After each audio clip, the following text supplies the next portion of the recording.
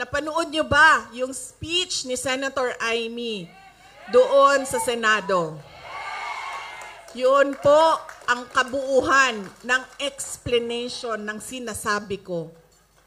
Hindi tayo mapapabagsak. Dahil ang kapatid mo ang nagpadala sa kanya sa Hague, ikaw ang magbabalik sa kanya sa Pilipinas.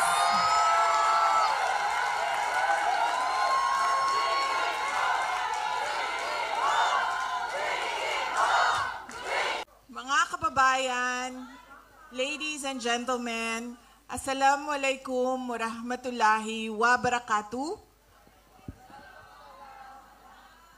Madayaw, maayong adlaw kaninyong tanan. Magandang araw sa inyong lahat. Happy Independence Day po sa inyong lahat. Unahin ko po muna ang aking mga pagpapasalamat dahil po baka sa sobrang excitement natin mamaya ay malimutan ko ang mga pagpapasalamat ko. Una po, ang pagpapasalamat ko sa inyong lahat, mga kababayan namin dito sa Malaysia, sa inyong oras, sa inyong paghahanda ng damit, sa pagkakataon na ibinigay ninyo sa amin ngayong araw na ito para po tayo ay makapag-celebrate ng Independence Day celebration dito sa Kuala Lumpur. Marami sa inyo ang nagpalit ng day off, nag-absent, bigla na lang nawala sa trabaho. Meron din namang pinayagan ng kanilang mga employers. At marami ang binago ang schedule para lang tayo ay magsama-sama ngayong araw na ito. Maraming salamat po sa inyong lahat. Alam ko po yung pagbabago ng day off dahil kanina doon sa baba, pagdating ko ay meron tayong mga kababayan na nag-aantay. Picture na lang daw sana dahil hindi sila imbitado at hindi sila makaakyat dito sa taas. So sabi ko, wala namang problema. Ako nang bahala sa inyo. Picture tayo dito, akyat tayong lahat doon sa taas. Nasa likod po sila. At noong kami ay paakyat sa elevator, sabi po nung isang kababayan natin, Inday Sara, nagpalit ako ng day off para sa iyo. Kaya po, una po talaga ang aking pagpapasalamat sa inyong lahat dahil nandito kayo. Pangalawang pagpapasalamat po ay para po sa Maisog, Kuala Lumpur at sa Kingdom of Jesus Christ. Dahil po tinulungan nila kami, ang Office of the Vice President, na ma-organize po ang ating pagtitipon ngayong hapon na ito. Maraming salamat sa inyo. Sigurado ako marami sa inyo ang wala pang tulog dahil sa paghahanda ng ating celebration ngayong araw na ito. Ang susunod na pagpapasalamat ko ay sa mga kasamahan ko po sa Office of the Vice President. Maliit lang po ang team namin, pero sila po yung kausap ng ating mga local organizers. Unang-una na po si Jaira. Jaira, led by Jaira. Hindi ko na pangalanan ng iba. Maraming salamat. Si Jaira din po, walang tulog. Galing pa yan sa Hague hanggang papunta sa Kuala Lumpur. Siya po yung kausap lagi ng mga parallel groups natin, ng mga OFWs natin at mga local organizers natin para mabuo po yung mga programa sa iba't ibang lugar sa mundo. Maraming salamat sa mga kasamahan ko. Ang susunod po na pagpapasalamat ay sa akin pong mga kasamahan. Una na po si Senator Amy Marcos, Senator Robin Padilla, si Attorney J.V. Hinlo, si Dr. Marites Richard Mata, at si Attorney Jimmy Bondoc. At kasama niya po ang atin pong nagdadalang tao. Congratulations, Attorney Isabel. Alam niyo po, magtataka kayo, tapos na naman ang kampanya. Totoo yun. Pero bakit nandito si Attorney Hinlo, si Attorney Bondoc, si Dr. Mata? Kasi po, para sa akin, at alam kong totoo, nanalo po sila sa eleksyon nung nakaraan. Kausap ko po IT experts na nagsasabi hindi talaga pwede na totoo yung mga numero na lumabas. Hindi po ako IT expert, kaya sinabihan ko po ang PDP. Sabi ko, kayo ang partido. Questionin nyo kung paano ginawa ang proseso ng bilangan. Karanasan ko po noong 2022, una ko pong nalaman na baka manalo ako bilang Vice President dahil una pong lumabas ang absentee voting, ang OFW vote. Nakita ko po doon ang panalo ko. Ganun po ang nangyari sa kanila. Panalo po sila sa OFW vote, sa absentee voting. Lahat ng makadaupang kamay ko, lahat ng mayakap ko, lahat ng mahalikan ko, sinasabi ko, dalhin nyo ang kodigo, vote straight tayo, 10 ang ating senators. Kaya po, naniniwala talaga ako, sila ay ating mga senators. Kaya nagpapasalamat din na po ako sa oras nila. Sariling gastos po yan sila lahat dito. Sinasabi po namin sa kanila, imbitado kayo sa Malaysia, pero wala po kaming panlibre sa inyo. Kaya gumastos kayo ng sarili ninyong pera. At alam nyo, sa totoo lang, dahil wala kaming sponsor sa aming pagkain, kanina, si Senator Amy at ako, nag-uusap kami o paano yung libre sa dinner sa mga bisita natin. Sabi niya, oh wala nang problema, fish head curry lang naman yan, ako na magbabayad yan. Tapos sabi niya sa akin, iba na yon kapag wagyu na ang usapan.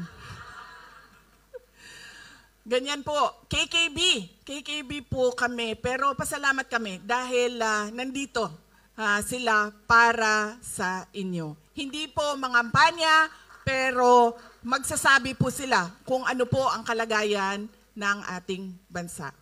Ang susunod na pagpapasalamat ko po ay sa atin pong mga nag-opening remarks at nagbigay ng prayers. Maraming salamat po sa inyo. Basahin ko lang po mula sa ating programa. Si Ma'am Elizabeth Domingo de Guzman at si Rosela Vedua Orbeta. Maraming salamat. Alam niyo po kanina, naramdaman ko na na Filipino event to kasi kumakanta na kayo at meron ng video okay sa harap Doon ko na medyo kinabahan na ako. Sabi ko, patay na ito. Kantahan na talaga ito. Tapos, kumanta na. Si Attorney Jimmy Bondoc, sabi ko, patay na to. Gumano na ako kay Senator Amy, anong handa mo? Sabi niya, wala. Sabi ko, ako din yung naghanda ng kanta. Nung kumanta si Robin, sabi ko, wag na tayo kumanta, wag na.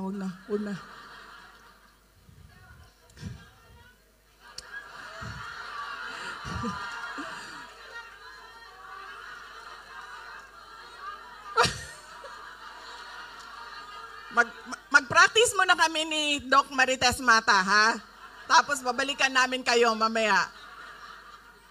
Kabisaduhin ko muna yung kanyang moves. Kaya po, tapos naramdaman ko po yung init ng inyong pag-welcome ba? Yung init ng inyong pagtanggap sa amin dito. Maraming salamat. Thank you, ma'am. Kinabahan ako sa inyong kanta talaga kanina. Sabi ko, patay, wala akong handa.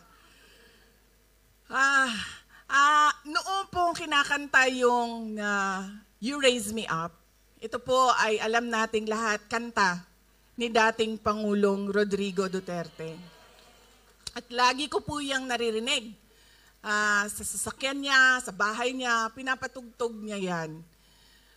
At alam niyo po, kanina, medyo na-touch ako sa kanta.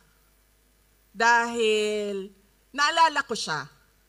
At syempre, malayo siya sa ating lahat. At alam nyo, naalala ko din siya sa mga turo niya sa akin kanina. Dahil medyo syempre na ano yung damdamin ko sa kanta, pero naalala ko lagi, sinasabi niya sa akin noong ako ay lumalaki, bawal umiyak. Mag-isip ka lang ng solusyon, always forward, bawal umiyak. Ito, hindi ako nagpaalam kay Kitty, pero sabihin ko na sa inyo, nung isang beses na magkasama kami sa pagbisita doon sa loob ng ICC Detention Unit, sinasabihan ko na yan sila lahat bago pumasok, huwag kayo umiyak doon sa loob, huwag kayo umiyak kasi magagalit yan. Huwag kayo umiyak. Yan beses yan. Isang beses, kasama ko si Kitty, hindi nakapagpigil. Kasi siya naman ay malapit talaga kay Pangulong Duterte. In fact, hanggang ngayon, pag merong pagkakataon, ay tumatabi pa din sa tulog si Kitty sa aming tatay. So umiyak. Gumanon na ako sa kanya. Tapos, nakita siya. Siyempre, nakita siya kasi gumaganyan doon eh. Tapos, pinagalitan. Sinabihan siya, your tears won't help. So sabi ko,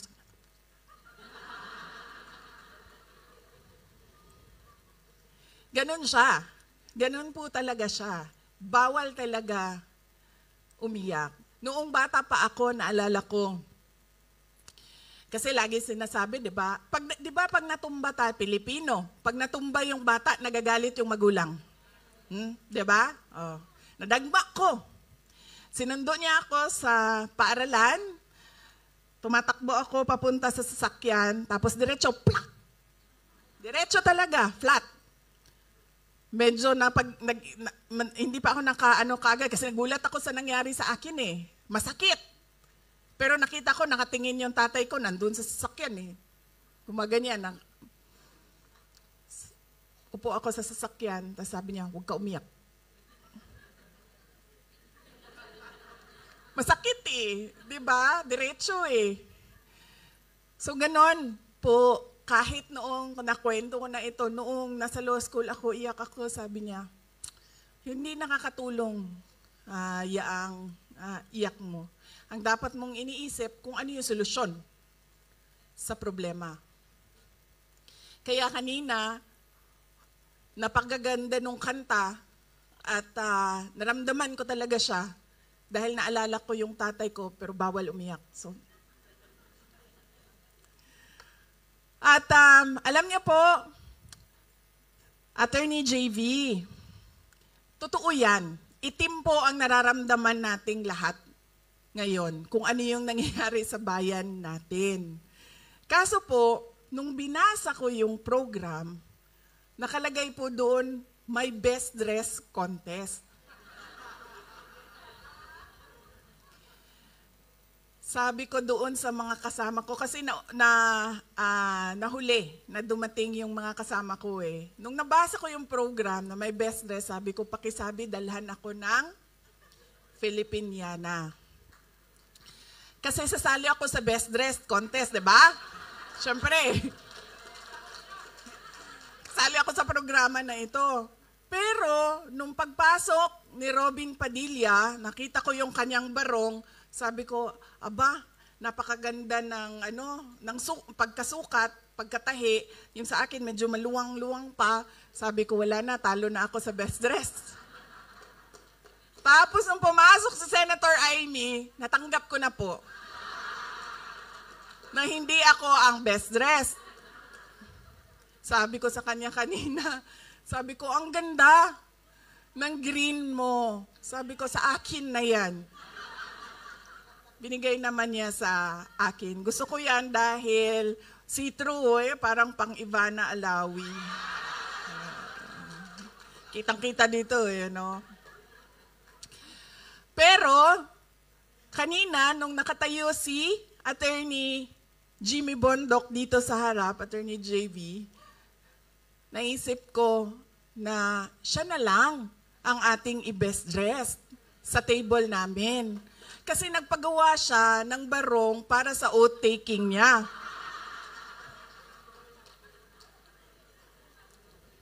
Pwede kita i-oath dito, alam mo ba yon?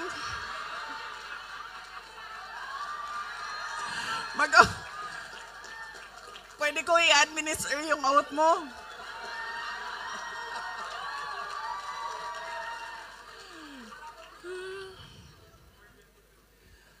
Pero masaya pa rin ako dahil ang nanalo ng ating best dress ay Sara pa rin ang pangalan. Sara Makasait, ma'am, congratulations. At syempre, ang ating male best dressed ay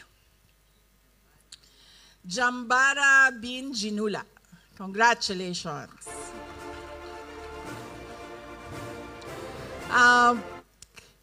Doc Marites, bahala na si Batman, diba? Sabihin ko sa'yo, wala nang mas Pilipino pa sa akin. Kanina, si Jaira, yung atin pong lead organizer galing sa Office of the Vice President, 1:34 na. Nasa hotel pa ako. 1:30 ang magsisimula yung program natin, di ba? 1:34 na, nasa hotel pa ako. Sabi ko sa kanya, Jaira, sabi ko, gusto nyo ba na magsimula na kayo? Kasi ang usapan natin, 1:30. Hahabol na lang ako. Sabi ni Jaira, hindi. Kasi gusto ng mga kasama natin, mga kababayan natin, kasama kanila na kumanta ng Lupang Hinirang. So sabi ko, okay. Pero sabihin mo sa kanila, traffic. At malilate ako. Totoo naman. Totoo din naman talaga. Pero dapat umalis ako ng 1:00 para umabot ako ng 1:30. Hindi ako aalis ng 1:34 para dumating ng 2:00. Isa pa, traffic yan. Yan lagi pakisabi na traffic. Pangalawa, bahala na si Batman. Noong galing kami sa Hague, tapos nakalimutan ko lang kung ano yung topic namin ng nanay ko. Sa galing kami sa Hague, nito lang nag-duty kami, bisita doon kay dating Pangulong Duterte. May sinasabi siya sa akin. Tapos sabi ko, Ma, bahala na si Batman mauwi. Tapos sabi niya, Day, sino si Batman? Sabi niya, lagi mo yan sinasagot sa akin sa chat. Sino si Batman? Sabi ko, Ma, si Batman ba? Yung cartoon character ba si Batman? Batman and Robin, Batman. Tapos sabi niya, oh, bakit bahala si Batman? Napaisip din ako, bakit nga ba bahala si Batman? Fresh na fresh yan. Kagagaling lang namin sa biyahe. Tinanong talaga ako ng nanay ko, sino daw si Batman? At hindi ko na rin alam, bakit ba bahala si Batman? Bakit hindi bahala si Superman? Spider-Man? Yan din kasi lagi na ang tanong ko, ang sagot ko sa lahat ng mga tanong na walang sagot. Kapag hindi ko pa naisip kung ano yung solusyon, bahala na si Batman. Kahapon, alam niyo po, galing kaming Hague. Nakita niyo po yung mga lakad namin doon dahil nagpapalit-palit po kami ng pamilya para panigurado na meron pong pamilya na naandoon, nagbabantay kay dating Pangulong Duterte. So palit-palit po kami lagi. Ako, si Hanilet, yung kuya ko, sumama sa amin si Baste. So kakagaling lang namin doon. Tapos, sa sobrang napagod ko. Sa totoo lang din talaga, pagod na din talaga ako na magbiyahe doon. Kasi, ano ba yung biyahe doon? 6 hours plus 9 hours, no? 15 hours yon papunta. Tapos 15 hours yon pabalik. Tapos gagawin mo yon every 2 weeks. 15 hours, 15 hours. So napagod ako. Hindi ko na naayos yung aking gamit. Dahil umuwi lang kami ng isang araw. So umuwi kami ng 5, no? Tapos 6 nasa office tayo. Yes, umuwi kami ng June 5. June 6 nasa office kami kasi kailangan namin magpirma at yung mga mag-oath-taking, pwede ka din mag-oath-taking sa office namin. May schedule pa kami sa May 25 ata yun. At pagkatapos nun, June 6 ay aalis na kami. So sa sobrang pagod ko, yung maleta ko, suitcase ko, galing sa Hague. Yun ang dinala ko papunta sa biyahe namin. Galing kaming Vietnam. Sinama ko po yung anak ko at kami lang dalawa at nagbiyahe kami ng Vietnam. So yung dala ko, yun ay galing sa Hague. At nakakatawa dahil yung mga pasalubong na dapat maiwan sa Pilipinas ay nandito po siya sa Malaysia. Ganyan ang sobrang pagod ko na sabi ko sa kasama ko, ilagay mo na lang yung 2 Filipiniana, ito dinagdag lang kasi nagkulang. 2 Filipiniana, ilagay mo na lang yung pasok mo. Tapos, padala mo na yan. Yan na yung check-in. So kahapon, naubusan na ako ng damit. Tapos, sabi ko sa laundry, sabi nila 24 hours pa daw. So hindi mabalik kaagad dito sa hotel. So sabi ko sa anak ko, punta tayo ng mall kasi kailangan ko bumili ng t-shirt. Dahil kailangan ko ng pangpalit, no? Yung pantulog, okay lang yun, paulit-ulit eh. Kahit nung nagsimula siya nung May 24, pabalik-balik siya. Okay lang yun. Pero yung sa panlakad, kailangan talaga, fresh, no? So, sabi ko sa kanya, bili tayo ng t-shirt. Kain tayo, tapos bili tayo ng t-shirt. So, naglalakad kami sa mall. Sa pavilion. Naglalakad kami doon. Tapos sabi ko sa kanya, naglalakad kami, sabi ko, alam mo, ang ganda ng Kuala Lumpur. Sabi ko sa kanya, ang daming laman ng kanilang mall, madaming stocks yung kanilang, hindi ka napipilitan na ito na lang bibilhin ko kasi ito lang yung nandoon. Marami kang choices. Napakaganda ng mall, tapos maayos. Tapos sabi ko sa anak ko, maganda to. Sabi niya, oo nga ma. Sabi niya, dalhin natin yung 2 niya daw kapatid. Dalhin natin sila dito para makita nila ang Kuala Lumpur. Even ang galing sa airport. Malayo ang airport, di ba? Pero napakaganda nung daan. Papunta dito sa sentro ng Kuala Lumpur. Hindi yung, sinabi mo ma'am. Di ba ma'am? Sa atin, alam mo, nakasimento naman siya, naka-asfalto naman siya, pero bakit gumaganon? Hindi ko maintindihan. Talaga, totoo. Dumadaan ka ng EDSA, nakasimento man siya, asfalto siya, pero bakit dito suabe, 'di ba? So, yun yung nakita namin na dapat kaparte ng programa natin sa Independence Day. Yung mga best practices sa ibang bansa na kayong lahat nakita ninyo. Dahil tumira, nagtrabaho, 20 years, 15 years, 10 years kayo sa ibang bansa at nakita ninyo kung ano yung mga pinakamaganda na ginawa nila para sa kanilang bansa na gusto natin makita sa ating bayan. Na ngayon ay pangarap pa lang, pag-uusapan natin, pero sa susunod dapat nakita natin, naramdaman natin, at maipamana natin sa mga anak natin. Hindi yung kung ano yung 1990s, ay ganun pa rin ang ibigay natin sa ating mga anak. Kaya po napakahalaga ng celebration natin ng Independence Day. Dahil ito ay celebration ng ating kalayaan, pagpapasalamat sa ating mga ninuno, pero ito din ay pagkilala ng ating mga problema bilang bayan, at ito din ay panahon para tayo ay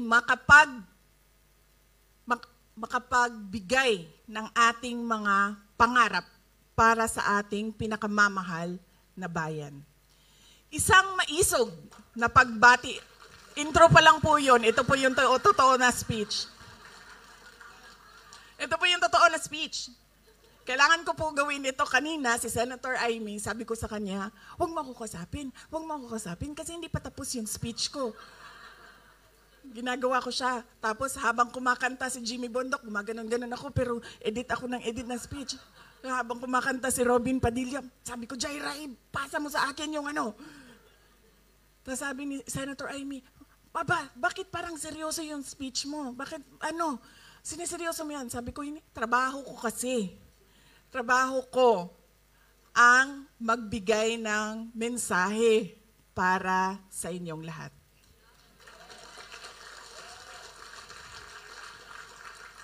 Isang maisog na pagbati para sa lahat ng mga Pilipino dito sa Malaysia at sa lahat ng mga Pilipino sa buong mundo na nanonood sa ating live streaming na nagtitipon at nagdiriwang ng Araw ng Kalayaan. Isang maisog na pagbati sa lahat ng mga Pilipinong nagmamahal sa Pilipinas at patuloy na naninindigan sa kabila ng panganib na dala nito. Katulad ninyong mga overseas Filipino workers. Matapang ninyong hinaharap ang mga panganib at hirap sa ibang bansa para lang mabigyan ninyo ng komportableng buhay ang inyong mga pamilya sa Pilipinas. Kami po ay nagpapasalamat sa patuloy ninyo na suporta sa ating bayan at sa pag-aalaga ninyo sa inyong mga pamilya na nandun sa ating bayan. Ang inyong mga sakripisyo at tapang ay nagsasalamin sa lalim ng inyong pagmamahal sa inyong pamilya. At dito rin natin nakikita ang inyong malasakit para sa Pilipinas. Ang ating pangarap ay lumaya sa kahirapan at maging matatag ang bansa. Kapag matatag tayo, maganda ang ekonomiya. At kapag maganda ang ekonomiya, may kabuhayan at hanap buhay ang mga Pilipino. Posibleng hindi na kailangan maging OFW.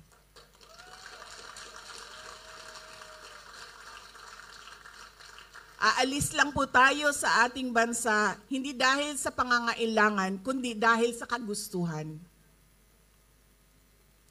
Sa ating pagdiriwang ng Araw ng Kalayaan, tandaan natin ang mga sakripisyo ng ating mga bayani na dahil sa kanilang pagmamahal sa Pilipinas ay walang takot na itinaya ang kanilang buhay at lumaban.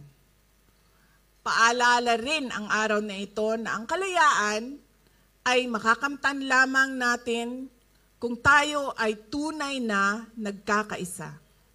Dahil sa ating pagkakaisa ay nagkakaroon tayo ng lakas, ng determinasyon, ng tapang, ng kaisog. Gayunpaman, sa ating pagkakaisa ay nalalantad ang mga interes na salungat sa interes ng mga Pilipino. Nabubunyag ang tunay na kulay at nalalantad ang kanilang pagbabalat kayo. Gamit ang dahas at hiram na kapangyarihan ay papahirapan nila tayo. Ang dinaranas ngayon ni Pangulong Rodrigo Duterte ay konkretong halimbawa nito. Alam niyo po, meron na po akong mga nakilala sa iba't ibang bansa dahil sa trabaho ko, mga dayuhan. Dahil sa trabaho ko bilang isang Vice President at dating Education Minister. At sa mga nakausap ko, lahat sila nagsabi, it is unthinkable for a government to surrender its citizen to a foreign power. Yan ang eksaktong sinabi sa akin ng isa sa mga nakausap ko. Tapos, lingo-lingo siya, pero sa Pilipinas, napakadali na ibigay ninyo ang inyong former head of state. Kaya ako man ay, kahit hindi anak, kahit sabihin na lang natin, karaniwang mamamayan, nahihiya ako sa ginawa natin sa ating dating Pangulo.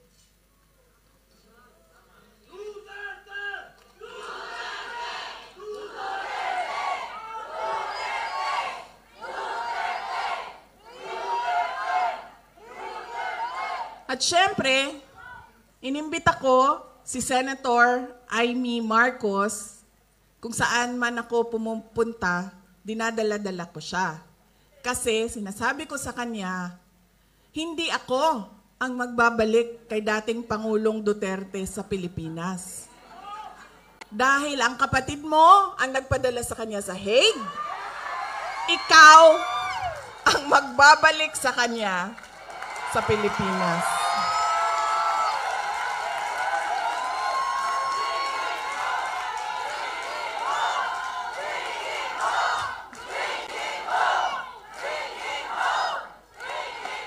Diba? Ako ba din naghatod sa iyaha dito? Dili man? Diba? O, di iyahang igsuon man, di ikaw ang magbalik ana dito sa mua sa Davao. Oh. Kaya dala-dala ko yan siya lagi, kahit saan ako pumunta. Kasi alam nyo, bakit? Kahit saan din ako pumunta, lahat ng Pilipino nagsasabi, iuwi mo sa akin. Sinasabihan ako, kahit nung bata sa kampanya namin sa Manila, maliit na bata na pagbaba ko sa stage, mukha siyang mga 8-9 years old. Sabi niya sa akin, ibalik mo si Tatay Digong. Ha? Bakit ako? Ikaw! Diba? Kaya dala-dala ko yan siya. Kahit saan. Para siyang naka-hostage. Bibitawan ko lang yan siya kapag si dating Pangulong Duterte ay nabalik na sa Davao City.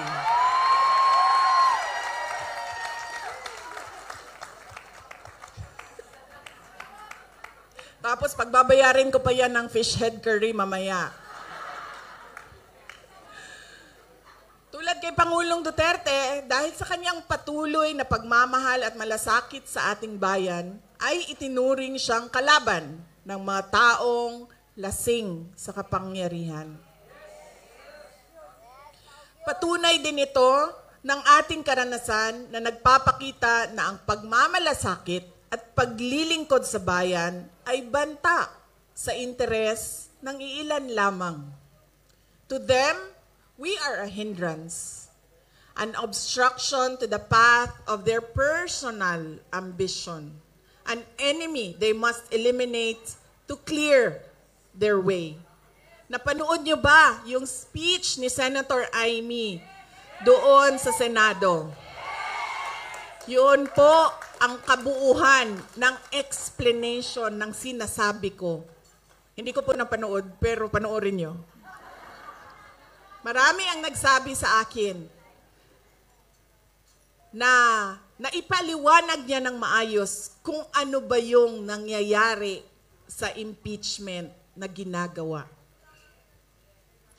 The attacks are cowardly, yet openly disingenuous and arrogant, absence of basic human decency and respect for the rule of law, typical of people drunk in power. Pero nananatili tayong nakatayo dahil ang ipinaglalaban natin ay tama at totoo. We remain strong, steadfast, and grounded in truth, integrity, and faith in the hand of God that will move in ways we cannot comprehend at this point. Justice bends to the truth, and we are ever more resolute in our fight for the Philippines. Kalayaan, kinabukasan, yung ating KKK,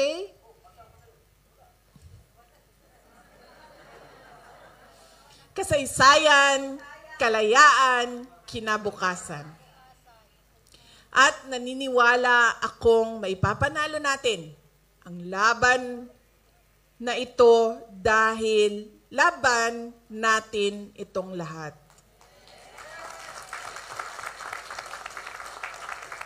Maipapanalo natin ito sa kabila ng mga banta, pananakot, pagmamalabis at bangis.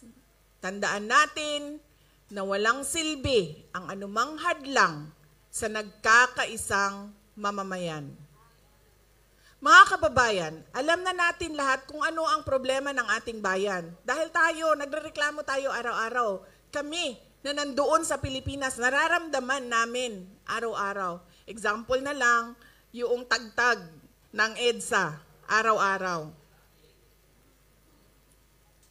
Kaya ang consultation namin ngayon ay hindi kung ano yung reklamo, kundi kung ano yung naisip ninyo at nakita ninyong solusyon.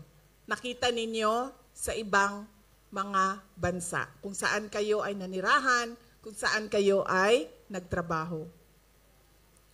Whether by choice or by force, you have lived and worked abroad. You have witnessed effective systems and thriving communities. What best practices from other countries should be adopted in the Philippines? What changes would you like to see for a better future? Sa konsultasyon na ito, nais naming marinig mula sa inyo ang inyong mga karanasan sa ibang bansa upang mabago natin ang direksyon ng ating bayan. We should demand change. We should fight for change. Ang araw ng kalayaan ay maging inspirasyon sana natin para patuloy na maging tapat na mga Pilipino. Tulungan po natin ang Pilipinas, huwag tayong mapagod sa pakikipaglaban para sa magandang kinabukasan ng ating mga pamilya, lalong-lalo na ng ating mga anak. Huwag nating ipagkunulo ang kapwa Pilipino o isuko ang interes ng Pilipinas. May pag-asa po tayo.